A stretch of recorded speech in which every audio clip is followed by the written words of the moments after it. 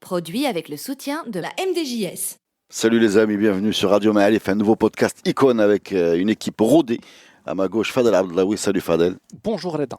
Fadel Abdellaoui qui se remet à peine d'avoir vécu une presque révolution dans le foot. Une révolution. Un putsch manqué express de 48 heures. Exactement, comme un petit pays du tiers-monde des années 70. Une république bananière. Exactement. Et Mouna, salut Mouna. Hello. Comment ça va? Très bien. Tu as suivi cette histoire de foot? Non, mais moi, les putsch, en général, tu évites. J'évite. D'accord. Fadel, tu veux nous parler de qui? D'un tennisman. Exactement. Karim Alami, le Casablancais du groupe. Exactement. Renaoui est plutôt Orbaté. Ou je dis Rabaté et l'autre Tsalodent parisien, Agadir. Voilà. Mais donc là, c'est le pur Casablanca. Ouais. Alors, avant de parler tennis, il y a quelque chose qu'on a toujours entendu. Karim Alami, c'était le beau gosse. C'était le sex symbole. Le don Juan du tennis. Non, mais ils sont tous beaux gosses. Là, شوية العالمي كان عنده l'étiquette a dit le beau gosse. Souvent, il enlevait son. Il avait ce côté un peu. Je suis fier de. Un peu playboy. Enfin, moi, je trouve tous les trois. D'accord. Ok. Mouna, tu valides cette option qu'il avait cette étiquette, mais pas forcément qu'il l'était. D'accord. Mais oui. C'est vrai que moi, je suis plus Arasi, par exemple. Plus Arasi. Je sais pas si ça vous intéresse, mais voilà. On ne discute pas de ce genre de choses. Non, mais c'est vrai qu'en fait, il avait ce côté un peu je me montre, quoi. Voilà. Casablanca, quoi. Casablanca. Voilà. Alors, Karim Alami, aujourd'hui, est un consultant de beIN Sport. Il est directeur du tournoi ExxonMobil de Doha. Je pense qu'il ne l'est plus depuis la Covid et tout ça. Donc, Karim Alami, c'est le troisième mousquetaire, non, un des trois mousquetaires, comme on les appelait dans le temps, un des trois joueurs de la génération dorée du tennis marocain, peut-être la seule génération dorée qu'on a eue au niveau du tennis. C'est la seule génération. Je suis incapable de citer un autre tennisman, je vous avoue. En dehors de cette période-là. En dehors de ces trois-là, j'en connais aucun. Arafa Shkroni, qui était Tahiri, ou Talb aussi. Zlimi, Saber. Saber, ou Talb. Ça prouve ce que ça prouve. Mais bon, là, on n'est quand même pas dans les mêmes résultats. Là, le rayonnement à l'international, je pense qu'il n'y a eu que ces trois. Et le rayonnement longtemps, c'est-à-dire sur la durée. Karim Alami, alors, en termes de performance, en termes de palmarès, il est effectivement le troisième derrière les deux autres. Même en prize money, c'est une info publique. Je ne suis pas allé faire le vautour qui cherche qu'est-ce qu'on gagnait. L'Enaoui, il est à 4 millions de dollars en carrière. Arazi, il est à 3,6 millions. Et Alami a 2 millions de dollars en carrière. C'est des chiffres publics, ce sont des chiffres de l'ATP. C'est des chiffres de l'ATP, c'est des chiffres publics. Alors, l'Alami est un sociétaire, c'est comme ça qu'on dit, sociétaire. L'USM, non, du RUC. Du RUC. Et donc, c'est là où il s'est formé, c'est là où il a grandi, c'est là où il est devenu le champion qu'on a connu. Il a démarré, je pense qu'il est parti aux États-Unis pour compléter sa formation. Et donc, très rapidement, alors, je n'ai pas donné un peu quelques aspects personnels sur l'Alami. Il est né en 1973. Donc, quand il démarre dans sa carrière, quand sa carrière vraiment démarre à l'international, il avait déjà 21, 22 ans. Il est droitier. Il est grand, 1,85 m. Il est devenu pro en 1990, mais les bons résultats ont commencé à arriver. Tu parles de son physique, c'est surtout un énorme physique. Oui. On comprend qu'il a envie d'enlever son t-shirt, le bonhomme, même son jeu. Oui, la prestation. Dans les trois, là, il y a Arazi qui est le surdoué du fond du cours, il y a Inaoui qui est le puissant. Le plus puissant et le plus complet, en fait. Et Alami, c'est un super physique. C'est un super physique et un super talent aussi. Ouais. lui aussi, il a beaucoup de talent, à mon avis. Alors, si on parle de talent, Hadou Bjouj, Arazi et Alami sont les plus talentueux. Pour moi, l'Ainaoui, c'est plus de la puissance, de la régularité, l'intelligence aussi. De l'intelligence. Je dis pas pour dégrader les autres, c'est l'intelligence aussi, que ce soit sur le court ou en dehors du court. Hein. Tu as quand même l'impression que. Alors, il a su gérer son truc. moi, l'impression qu'il me donnait, à travers un certain nombre d'observations que j'ai faites, c'est que ça reste quand même un rebelle. C'est un rebelle, mais différent du sanguin Arazi. Lui, il est plutôt. Ouais, on a le souvenir d'un Karim Alami, un gros physique, gros talent, et aussi quelqu'un qui est très attaché à sa dignité, hein, quelqu'un qui garde la tête haute en fait. Dans un environnement, c'est pas toujours facile. Voilà. Où c'est pas toujours facile. Allez, un petit peu rebelle. Voilà, allez, un petit peu rebelle. Un petit peu rebelle. Bah, ouais, et en termes de résultats, donc, c'est quoi son highlight? Alors, son highlight, il y a les highlights un peu grand chelem, mais il y a un match qui revient souvent, c'est sa victoire contre Pete Sampras, numéro 1 mondial. Cette fois, il bat un numéro 1 mondial qui est, je pense, unique chez les trois. Aucun n'a battu un numéro 1 mondial en exercice. Ouais. Mais ça a fait un grand bruit ce match, je me rappelle. C'était à Dubaï en 93. Et c'est un match où il perd le premier set et il gagne les 2 sets suivants. En termes de titres, l'Alami a 2 titres et je me rappelle d'en avoir vu un, c'est celui d'Atlanta, où je l'avais suivi à la finale et il a gagné. Dans le temps, c'était Eurosport qui montrait ce genre de tournoi. Qui sont pas ou plutôt rester un peu plus tard parce que c'est aux États-Unis. C'est réveiller tôt, c'est la Coupe du Monde de 2002. Il fallait se réveiller tôt. Remarque, tu peux toujours pas te coucher, mais ça c'est bien compliqué. Et il a gagné le tournoi de Palerme aussi, en Italie. C'est pas des gros tournois, hein. C'est des tournois à $300,000. C'est pas la finale de Arazi à Monte Carlo ou la victoire de l'Ainaoui à Doha. C'est des tournois de $300,000. Il a fait finale à Casablanca en 1994 où il perd contre Renzo Furlan et il a fait 3 autres finales, une à Bologne, une à Barcelone, un gros tournoi et une finale à Bucarest. Il a été dans l'équipe, et je pense que tu as une anecdote, Reda, sur l'équipe de Coupe Davis. Ah, l'équipe de Coupe Davis. C'était simple. Le Maroc, en Coupe Davis, il ramenait 3 joueurs. C'est-à-dire, oui, il y avait les remplaçants, 2 autres joueurs, mais c'est 3 joueurs. Non, mais moi, c'est un de mes plus. Moi, je vais pas raconter à chaque fois, mais je veux juste dire que c'est un de mes plus beaux souvenirs de sport en direct. Puis j'étais au stade, Prince Philippe, je pense, à Saragosse. En 2002 ou 2003, c'était un Espagne-France avec Ferrero, Correggia de espagnol et nous, il y avait les 3 fameux. Et on perd 3-2 sur une blessure de Alami dans le 5e match. Et sincèrement, pour aller vite sur 3 matchs, c'est un de mes plus beaux souvenirs de sport. Voilà, tout sport confondu. Il se blesse dans le foot dans ce classement aussi. C'était excellent de faire taire tout un stade espagnol. Je le dis, parce que tu sais, c'est toujours un peu exacerbé quand tu es à l'extérieur. Oui. Voilà. Et le Maroc perd par 3 matchs à 2. Et Alami contre une Espagne, l'Espagne qui a toujours été le pays qui avait le plus de joueurs dans le top 100. C'est-à-dire, vous parcourez le top 100, vous trouvez 15, 17, 16, 17 joueurs dans le tennis espagnols. féminin en plus. Sur terre battue en plus. C'est vrai, en Sanchez. Oui, sur terre battue en plus. Donc ils sont au stade Philippe. Alors le stade du Prince Philippe à Saragosse, il est fermé. C'est de la terre battue indoor. C'est un peu spécial parce qu'en général, la terre battue outdoor, mais là c'est du indoor et tout le monde imagine qu'ils vont gagner en 2 jours. Et non, en fait, ça se trouve comme ça. Mais je ne vais pas rentrer dans les détails, mais c'est un super souvenir.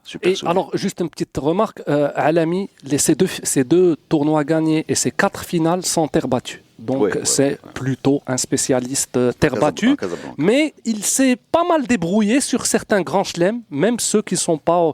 Il a fait 2 fois 3e tour à l'Australian Open en 98 et en 2000, et il a fait un 2e tour 2 fois à l'US Open. Donc il n'a pas été mauvais en dur. À Wimbledon, c'était un peu plus compliqué, mais il a quand même fait 2 fois 2e tour. Son meilleur résultat en Grand Chelem, c'est 3e tour. 3e tour, c'est l'équivalent des derniers 32, c'est-à-dire les 32 meilleurs. 16e de finale. Et il a perdu contre Gustavo Kuerten, la malédiction. Qui a fait, avec les Marocains, il était impitoyable. Il a fait 3e tour à l'Australian Open contre Nicolas Kiefer. Je ne sais pas si tu te rappelles de Nicolas Kiefer, l'Allemand. Et il a joué une seule fois en double, en Grand Chelem. Aujourd'hui, Karim Alami a fait une reconversion dans les médias.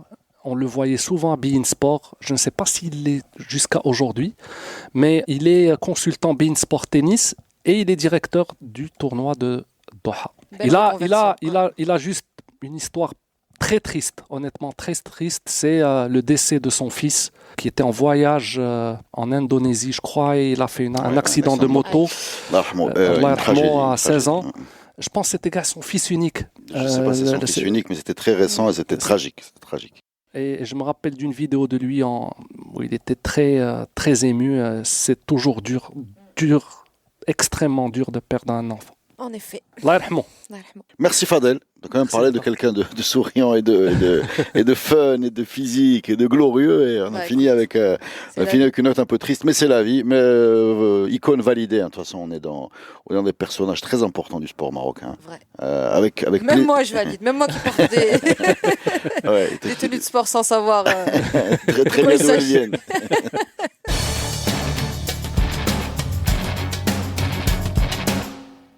Eh ben on passe à toi justement, Mouna. De qui veux-tu nous parler? Alors on va rester à Casablanca avec un groupe légendaire, avec les Golden Hands, un groupe légendaire des années 70 plus exactement, mais qui est pas tout à fait mort. Enfin voilà, qui survit dans une version très différente de celle qui était iconique en tout cas dans les années 70. Alors pareil, je suis pas une pro de ces groupes-là, mais j'aime aller farfouiller un petit peu avant de venir vous en parler. Et c'est très sympathique et le statut d'icône transparaît quand on les recherche. En tout cas, comme on le fait en ce moment, c'est-à-dire via Internet. Et grâce à des recherches Google et à certains articles en ligne, dont un par Fedo Amis, que je salue ici. Voilà, j'ai réussi à trouver pas mal de jolies anecdotes que j'aimerais partager avec vous, si vous le voulez bien. Et donc, les Golden Hands, qu'est-ce que c'est? C'est un groupe dont peut-être la figure mythique est Aziz. Sauf qu'Aziz, son vrai nom, c'est Tahami Dolmkan, Ould Darbeda, qui habite un petit peu entre le Maroc et l'Allemagne aujourd'hui. Mais... Boulevard Paris, je pense. Exact. Enfin, je sais pas où exactement. Mais c'est un peu lui le cœur du groupe, même si tous les autres membres sont aussi importants. Et tout ça a commencé quand il avait 10 ans. Un petit peu touche à tout et fasciné par la musique. En fait, il va faire comme on faisait à l'époque, où il a fabriqué ses propres jouets de ses propres mains, où il sauve une espèce de fausse guitare avec un bidon de Flitox à l'époque, Flitox, ou des cordages qu'il a récupérés de vieux vélos. Il s'est fait une espèce de guitare qui devait certainement avoir un son pourri, mais en tout cas, il s'amusait avec. Et il avait un oncle qu'il aimait beaucoup, Smitou Abdelkader Dolmkan. Et quand il a vu ce gamin, en fait, jouer à la guitare, et pas comme les autres enfants, il a décidé de l'inscrire au conservatoire. Et ben, il a eu une idée brillante parce que, en effet, non seulement il était intéressé par la musique, mais il s'est avéré être très très doué et la guitare était son instrument de prédilection, comme il l'a lui-même deviné. Donc il qira solfège bhal ibadallah, et la musique à l'époque, les gens écoutent soit de la musique orientale, classique arabe, soit de la musique shabiya, etc. Et il apprend le solfège, donc sauf que ça coïncide aussi avec l'époque où le Maroc découvre Elvis Presley, où le Maroc découvre Little Richard, et ce petit gamin, ça lui parle.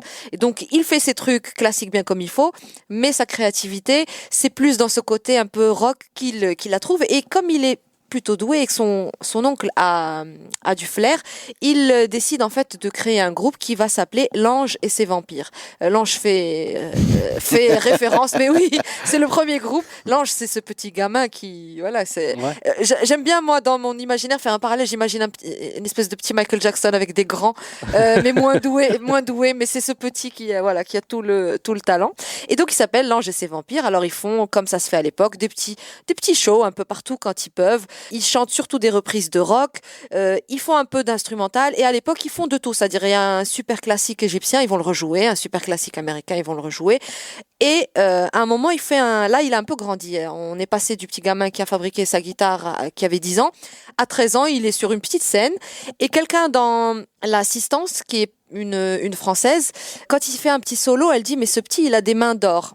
Et c'est ces mains d'or, l'oncle il retient ce mot, il se dit, il retient dans un coin de sa tête, et c'est ce qui va plus tard devenir Golden Hands, donc il le traduit pour coller à l'esprit rock'n'roll, et donc après, ça c'est plus les anges. Souvent on ne sait pas où c'est vrai, ou là où c'est des légendes. J'ai toujours essayé de trouver un truc intelligent pour Robawa Spirit qui ressemble à ça, tu vois, mais j'ai jamais rien trouvé.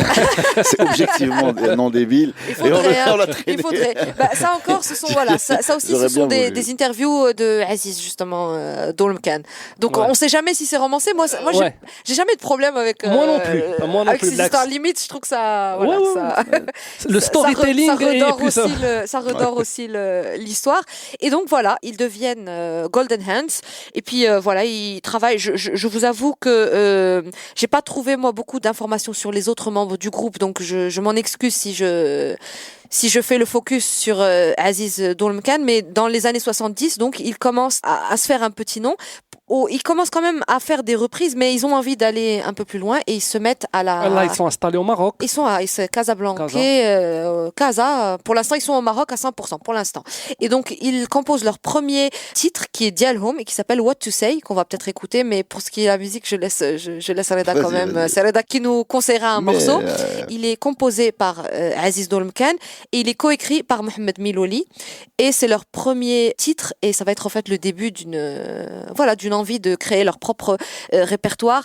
Et comme le rock est vraiment à la mode partout, en Europe, mais aussi ici, c'est la bonne vague et ils surfent dessus. Ils le font bien et ils ont en fait aujourd'hui, quand on parle de groupe rock de cette époque-là, qui chantent en darija, forcément on va tous penser à Nasser Riwan, à Al-Mshahab, etc. Sauf qu'en fait, ils ont été les précurseurs, ils ont été les premiers à vraiment chanter en darija, rock'n'roll. C'est-à-dire que les autres, bon, il y a les instruments de musique, etc. Mais un vrai groupe de rock qui chante en darija.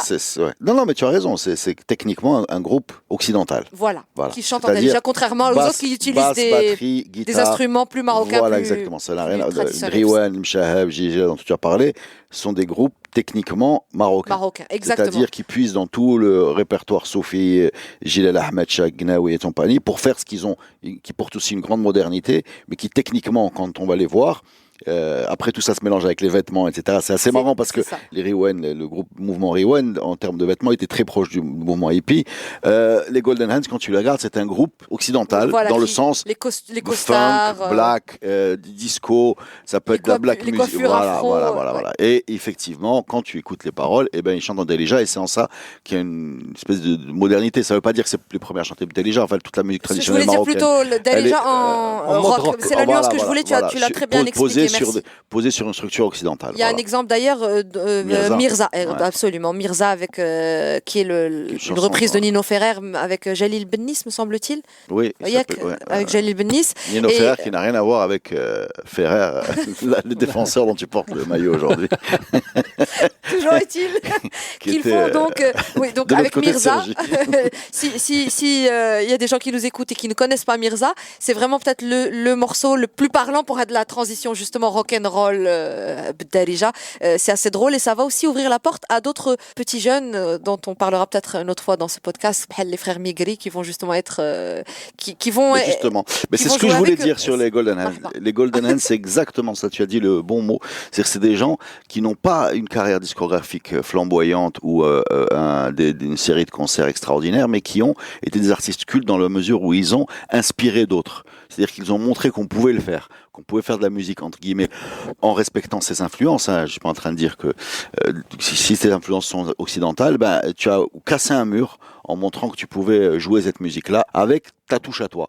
Et ce qui fait que les gens qui ont écouté les Golden Hands, eux sont allés former des groupes et ils ont peut-être eu plus de succès, comme les frères Meglé, c'est les premiers qui me viennent en tête. Mais pareil, les Troïdes, c'est une chanson folk. C'est du, voilà, on est dans le Crosby, Stills, Nash & Young, voilà, exactement, on est dans ce monde-là, en la version locale, mais comme Idir d'ailleurs, qui va dans la version folk, pareil. Les Golden Hands, ils ont un peu trop tôt peut-être, ils sont arrivés trop tôt, mais ils ont cassé ce mur de tu es marocain, donc tu fais ce genre de musique. Non, tu es marocain, tu fais ce que tu veux.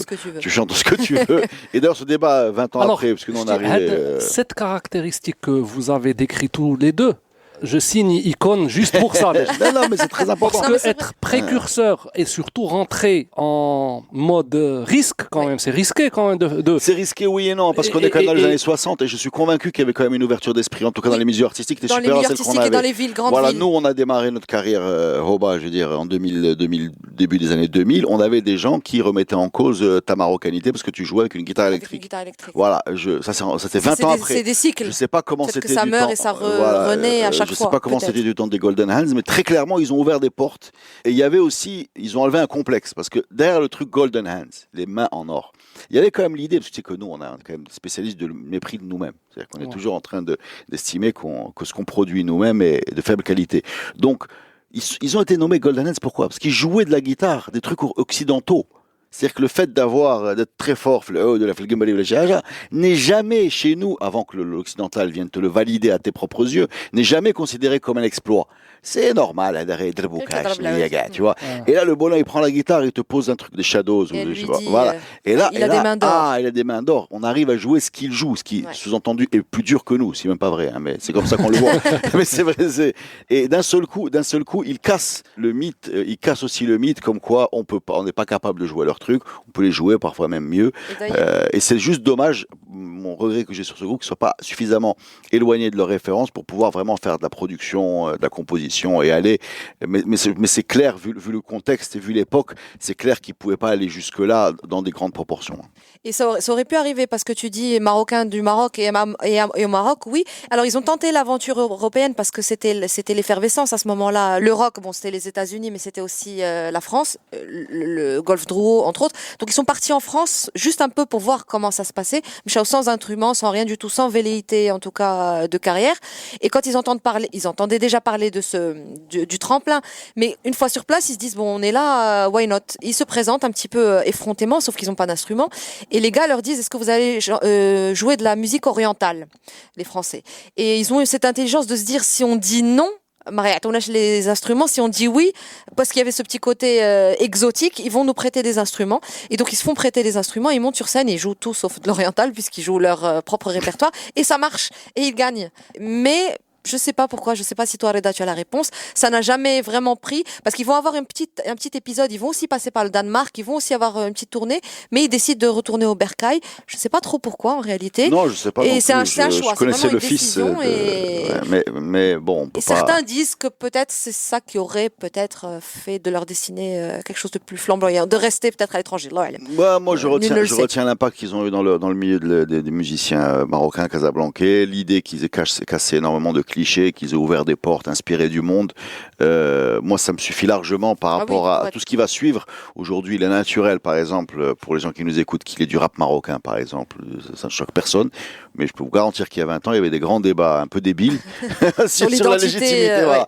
Et tout ça, le métal, j'en parle même pas, vu qu'il y avait la moitié des gens qui sont autour de nous qui étaient en prison à cause de leur métal en étant marocain, etc. Donc là, il y a eu des gens qui ont ouvert des portes et qui ont montré qu'on était une part du monde. Voilà, on aime bien être une part du monde et que ça ne dégrade pas du tout ton identité locale ou ton amour pour ce que tu peux avoir de ta culture, mais être une part du monde, parfois être dans la production, être influencé par ce que tu écoutes et poser ton verre d'eau dans l'océan de la musique, c'était bien agréable. Et ces gens-là l'ont fait ils l'ont fait dans des proportions très honorables. Qu'ils en soient remerciés. Moi, je pense icône. Tu nous proposerais d'écouter quoi, toi? Mirza ou What I Say? Non, What I Say, parce que Mirza, c'est trop proche de la reprise. Merci, les amis. Merci. All the dreams that I done just the other day become not someday. All are gone away just today. Gone away. What to say? What to say? Still remember the words, all the words you said, like it was today. All has gone away, gone away, gone away. What to say? What to say?